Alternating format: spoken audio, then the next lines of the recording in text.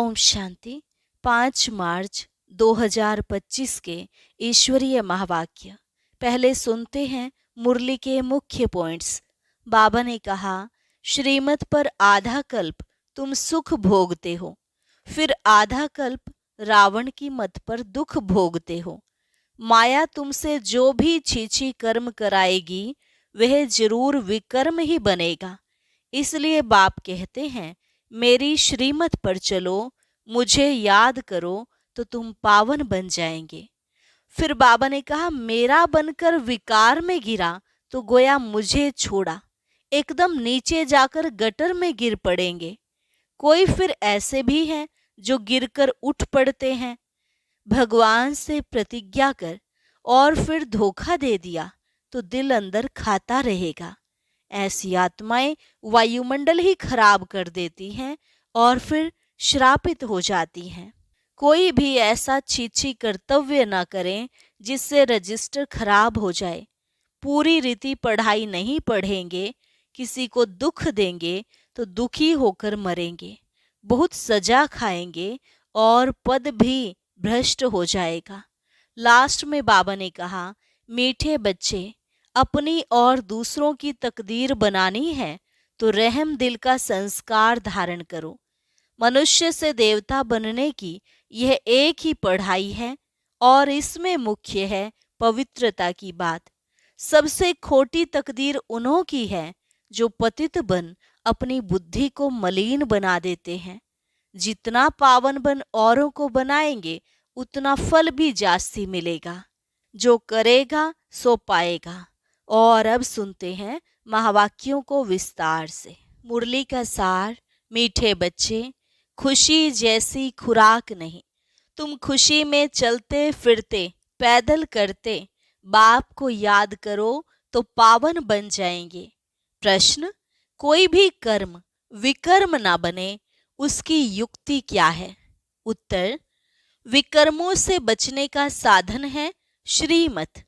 बाप की जो पहली श्रीमत है कि अपने को आत्मा समझ बाप को याद करो, इस श्रीमत पर चलो तो तुम विकर्माजीत बन जाएंगे।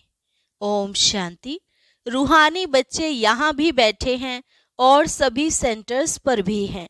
सभी बच्चे जानते हैं कि अभी रूहानी बाबा आया हुआ है, वह हमको इस पुरानी छीछी पतित दुनिया से फिर घर ले जाएंगे। बाप आए ही हैं पावन बनाने और आत्माओं से ही बात करते हैं। आत्मा ही कानों से सुनती है, क्योंकि बाप को अपना शरीर तो है नहीं।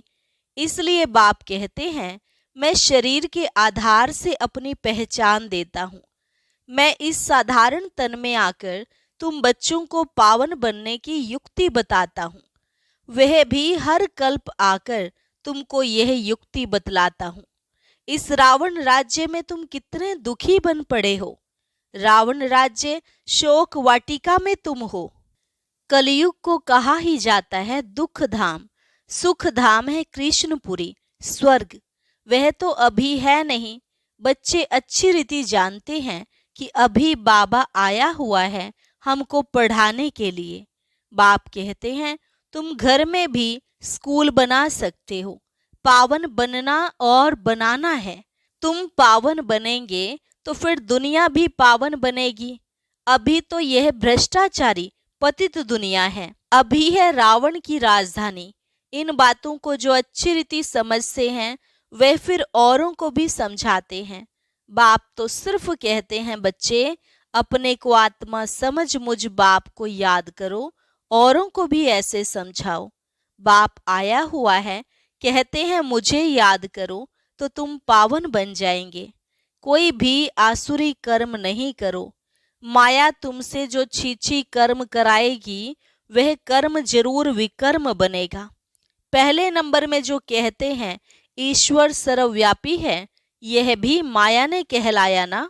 माया तुमसे हर बात में विकर्म ही कराएगी। कर्म अकर्म विकर्म का राज भी समझाया है। श्रीमत पर आधा कल्प तुम सुख भोगते हो, आधा कल्प फिर रावण की मत पर दुख भोगते हो। इस रावण राज्य में तुम भक्ति जो करते हो नीचे ही उतरते आए हो। तुम इन बातों को नहीं जानते थे, बिल्कुल ही पत्थर बुद्धि थे। पत्थर बुद्धि और पारस बुद्धि गाते तो है ना, भक्ति मार्ग में कहते भी हैं, हे ईश्वर इनको अच्छी बुद्धि दो, तो यह लड़ाई आदि बंद कर दें। तुम बच्चे जानते हो बाबा बहुत अच्छी बुद्धि अभी दे रहे हैं। बाबा कहते हैं, मीठे बच्चों, तुम्हारी आत्मा जो पतित बनी है उनको पावन बनाना है याद की यात्रा से। भल घूमो फिरो, बाबा की याद में तुम कितना भी पैदल करके जाएंगे, तुमको शरीर भी भूल जाएगा। गाया जाता है ना, खुशी जैसी खुराक नहीं। मनुष्य धन कमाने के लिए कितना दूर दूर खुशी से जाते हैं। यहाँ तुम कितने धनवान संपत्तिवान बनते हो। बाप कहते हैं, मैं कल्प कल्प आकर तुम आत्माओं को अपना परिचय देता हूँ। इस समय सभी पतित हैं जो बुलाते रहते हैं कि पावन बनाने लिए आओ। आत्मा ही बाप को बुलाती है। रावण राज्य में शोक वाटिका में सभी दुखी हैं। रावण राज्य सारी दुनिया में है। इस समय है ही तमो प्रधान सृष्टि। सतो प्रधान देवताओं के चित्र खड़े हैं। गायन भी उन्हों का है। शांति धाम सुख धाम जाने के लिए मनुष्य कितना माथा मारते हैं। यह थोड़े ही कोई जानते हैं कि भगवान कैसे आकर भक्ति का फल हमको देगा। तुम अभी समझते हो, हमको भगवान से फल मिल रहा है। भक्ति के दो फल हैं, एक मुक्ति, दूसरा जीवन मुक्ति।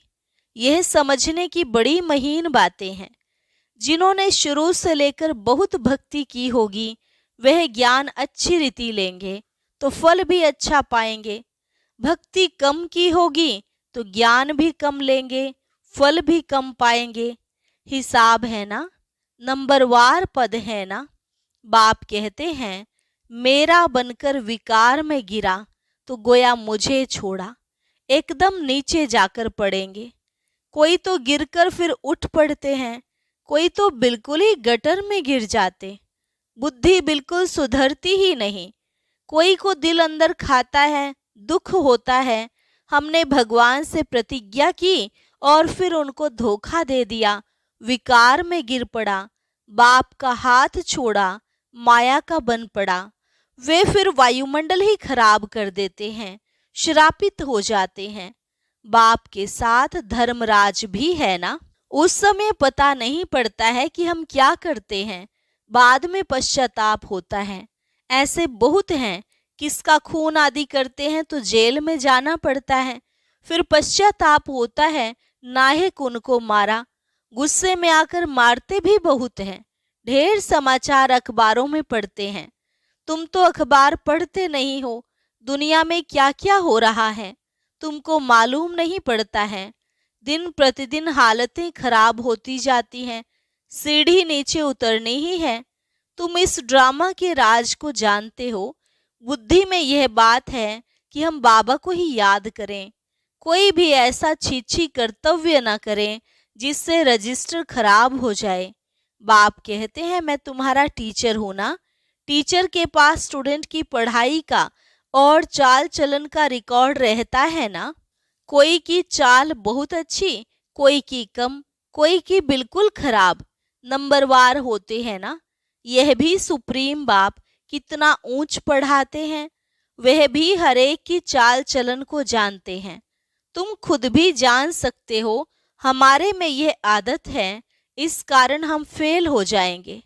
बाबा हर बात क्लियर कर समझाते हैं। पूरी रीति पढ़ाई नहीं पढ़ेंगे, किसको दुख देंगे तो दुखी होकर मरेंगे। पद भी भ्रष्ट होगा, सजाएं भी बहुत खाएंगे। मीठे बच्चे, अपनी और दूसरों की तकदीर बनानी है तो रहम दिल का संस्कार धारण करो। जैसे बाप रहम दिल है, तब टीचर बनकर तुम्हें पढ़ाते हैं। कोई बच्चे अच्छी रीति पढ़ते और पढ़ाते हैं, इसमें रहम दिल बनना होता है। टीचर रहम दिल है ना। कमाई का रास्ता बताते हैं कि कैसे अच्छा पोजीशन तुम पा सकते हो। उस पढ़ाई में तो अनेक प्रकार के टीचर्स होते हैं। यह तो एक ही टीचर है, पढ़ाई भी एक ही है, मनुष्य से देवता बनने की। इसमें मुख्य है पवित्रता की बात। पवित्रता ही सब मांगते हैं। बाप तो रास्ता बता रहे हैं, परंतु जिनकी तकदीर में ही नहीं है तो तदबीर क्या कर सकते। उच्च मार्क्स पाने का ही नहीं है तो टीचर तदबीर भी क्या करे। यह बेहद का टीचर है ना। बाप कहते हैं तुमको और कोई सृष्टि के आदि मध्य अंत की हिस्ट्री ज्योग्राफी समझा न सके। तुमको हर एक बात बेहद की समझाई जाती है। तुम्हारा है बेहद का वैराग्य, यह भी तुमको सिखलाते हैं। जबकि पतित दुनिया का विनाश, पावन दुनिया की स्थापना होनी है। सन्यासी तो है निवृत्ति मार्ग वाले, वास्तव में उन्हों को तो जंगल में रहना है। पहले पहले ऋषि मुनि आदि सब जंगल में रहते थे। वह सतो प्रधान ताकत थी तो मनुष्यों को खींचते थे। कहाँ कहाँ कुटियाओं में भी उनको भोजन जाकर पहुंचाते थे। सन्यासियों के कभी मंदिर नहीं बनाते हैं, मंदिर हमेशा देवताओं के बनाते हैं। तुम कोई भक्ति नहीं करते हो, तुम योग में रहते हो। उनका तो ज्ञान ही है ब्रह्म तत्व को याद करने का। बस ब्रह्म में लीन हो जाएं, परंतु सिवाय बाप के वहां तो कोई ले जा न सके। बाप आते ही हैं संगम युग पर, आकर के देवी देवता धर्म की स्थापना करते हैं। बाकी सबकी आत्माएं वापस चली जाती हैं, क्योंकि तुम्हारे लिए नई दुनिया चाहिए ना। पुरानी दुनिया का कोई भी रहना नहीं चाहिए। तुम सारे विश्व के मालिक बनते हो। यह तो तुम जानते हो, जब हमारा राज्य था तो सारे विश्व पर हम ही थे, दूसरा कोई खंड नहीं था। वहां जमीन तो बहुत रहती है, यहाँ जमीन कितनी है, फिर भी समुद्र को सुखाकर जमीन करते रहते हैं, क्योंकि मनुष्य बढ़ते जाते हैं। यह जमीन सुखाना आदि विलायत वालों से सीखे हैं। बॉम्बे पहले क्या थी, फिर भी नहीं रहेगी। बाबा तो अनुभवी है ना। समझो अर्थक्वेक होती है, वह मूसलाधार बरसात होती है, तो फिर क्या करेंगे। बाहर तो निकल नहीं सकेंगे। नेचुरल कैलेमिटीज तो बहुत आएंगी, नहीं तो इतना विनाश कैसे होगा। सतयुग में तो सिर्फ थोड़े भारतवासी ही होते हैं। आज क्या है, कल क्या होगा, यह सब तुम बच्चे ही जानते हो। यह ज्ञान और कोई दे न सके। बाप कहते हैं तुम पतित बने हो, इसलिए अब मुझे बुलाते हो कि आकर पावन बनाओ। तो जरूर आएंगे, तब तो पावन दुनिया स्थापन होगी ना। तुम बच्चे जानते हो बाबा आया हुआ है। युक्ति कितनी अच्छी बतलाते हैं। भगवानुवाच मन मना भव, देह सहित देह के सभी संबंधों को तोड़ मामेकम याद करो। इसमें ही मेहनत है। ज्ञान तो बहुत सहज है, छोटा बच्चा भी झट याद कर लेगा। बाकी अपने को आत्मा समझ और बाप को याद करे, वह इम्पॉसिबल है। बड़ों की बुद्धि में ही नहीं ठहर सकता, तो छोटे फिर कैसे याद कर सकेंगे। भले शिव बाबा कहे भी, परंतु है तो बेसमझ ना। हम भी बिंदी हैं, बाबा भी बिंदी है, यह स्मृति में आना मुश्किल लगता है। हम भी बिंदी हैं, बाबा भी बिंदी है, यह स्मृति में आना मुश्किल लगता है। यही यथार्थ रीति याद करना है। मोटी चीज तो है नहीं। बाप कहते हैं यथार्थ रूप में मैं बिंदी हूँ, इसलिए मैं जो हूँ जैसा हूँ वह सिमरन करे, यह बड़ी मेहनत है। वह तो कह देते परमात्मा ब्रह्म तत्व है, और हम कहते वह एकदम बिंदी है। रात दिन का फर्क है ना। ब्रह्म तत्व जहाँ हम आत्माएं रहती हैं, उनको परमात्मा कह देते। बुद्धि में यह रहना चाहिए मैं आत्मा हूँ, बाबा का बच्चा हूँ, इन कानों से सुनता हूँ। बाबा इस मुख से सुनाते हैं कि मैं परम आत्मा हूँ, परे ते परे रहने वाला हूँ।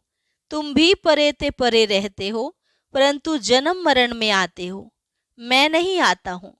तुमने अभी अपने 84 जन्मों को भी समझा है, बाप के पाठ को भी समझा है। आत्मा कोई छोटी बड़ी नहीं होती है, बाकी आयरन एज में आने से मैली बन जाती है। इतनी छोटी सी आत्मा में सारा ज्ञान है। बाप भी इतना छोटा है ना, परंतु उनको परम आत्मा कहा जाता है।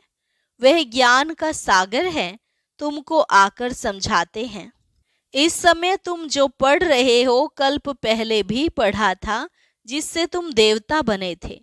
तुम्हारे में सबसे खोटी तकदीर उन्हों की है जो पतित बन अपनी बुद्धि को मलिन बना देते हैं, क्योंकि उनमें धारणा हो नहीं सकती। दिल अंदर खाती रहेगी, औरों को कह ना सके कि पवित्र बनो। अंदर समझते हैं पावन बनते बनते हमने हार खा ली, की कमाई सारी चट हो गई। फिर बहुत समय लग जाता है, एक ही चोट जोर से घायल कर देती है, रजिस्टर खराब हो जाता है। बाप कहेंगे तुम माया से हार गए, तुम्हारी तकदीर खोटी है। माया जीत जगत जीत बनना है। जगत जीत महाराजा महारानी को ही कहा जाता है, प्रजा को थोड़े ही कहेंगे। अभी दैवी स्वर्ग की स्थापना हो रही है।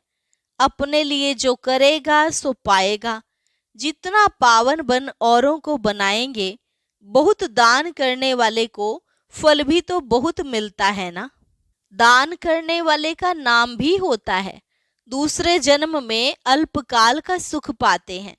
यहाँ तो 21 जन्म की बात है। पावन दुनिया का मालिक बनना है। जो पावन बने थे वही बनेंगे। चलते चलते माया चमाट मार एकदम गिरा देती है। माया भी कम दुस्तर नहीं है। 8-10 वर्ष पवित्र रहा, पवित्रता पर झगड़ा हुआ, दूसरों को भी गिरने से बचाया और फिर खुद गिर पड़ा। तकदीर कहेंगे ना। बाप का बनकर फिर माया का बन जाते हैं तो दुश्मन हो गया ना। खुदा दोस्त की भी एक कहानी है ना। बाप आकर बच्चों को प्यार करते हैं, साक्षात्कार कराते हैं। बिगर कोई भक्ति करने के भी साक्षात्कार होता है। तो दोस्त बनाया ना, कितने साक्षात्कार होते थे। फिर जादू समझ हंगामा करने लगे तो बंद कर दिया। फिर पिछाड़ी में तुम बहुत साक्षात्कार करते रहेंगे। आगे कितना मजा होता था, वह देखते देखते भी कितने कट हो गए। भट्टी से कोई ईंटें पक कर निकली, कोई कुछ कच्ची रह गई, कोई तो एकदम टूट पड़े। कितने चले गए। अभी वह लखपति करोड़पति बन गए हैं। समझते हैं हम तो स्वर्ग में बैठे हैं। अब स्वर्ग यहाँ कैसे हो सकता है। स्वर्ग तो होता ही है नई दुनिया में। अच्छा, मीठे मीठे सिकिलधे बच्चों प्रति मात पिता बाप दादा का याद प्यार और गुड मॉर्निंग। रूहानी बाप की रूहानी बच्चों को नमस्ते। रूहानी बच्चों की रूहानी बाप दादा को नमस्ते नमस्ते, गुड मॉर्निंग। धारणा के लिए मुख्य सार। पहली पॉइंट, अपनी ऊंची तकदीर बनाने के लिए रहम दिल बन पढ़ना और पढ़ाना है। कभी भी किसी आदत के वश हो अपना रजिस्टर खराब नहीं करना है। मनुष्य से देवता बनने के लिए मुख्य है पवित्रता। इसलिए कभी भी पतित बन अपनी बुद्धि को मलिन नहीं करना है। ऐसा कर्म ना हो जो दिल अंदर खाती रहे, पश्चाताप करना पड़े। वरदान, बीज रूप स्थिति द्वारा सारे विश्व को लाइट का पानी देने वाले विश्व कल्याणकारी भव। बीज रूप स्थिति द्वारा सारे विश्व को लाइट का पानी देने वाले विश्व कल्याणकारी भव।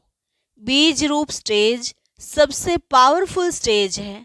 यही स्टेज लाइट हाउस का कार्य करती है। इससे सारे विश्व में लाइट फैलाने के निमित्त बनते हो। जैसे बीज द्वारा स्वतः ही सारे वृक्ष को पानी मिल जाता है, ऐसे जब बीज रूप स्टेज पर स्थित रहते हो तो विश्व को लाइट का पानी मिलता है। लेकिन सारे विश्व तक अपनी लाइट फैलाने के लिए विश्व कल्याणकारी की पावरफुल स्टेज चाहिए। इसके लिए लाइट हाउस बनो, ना कि बल्ब। हर संकल्प में स्मृति रहे कि सारे विश्व का कल्याण हो। स्लोगन, एडजस्ट होने की शक्ति नाजुक समय पर पास विद ऑनर बना देगी। ओम शांति। अब आज का अव्यक्त इशारा और ज्ञान मोती भी अवश्य सुने।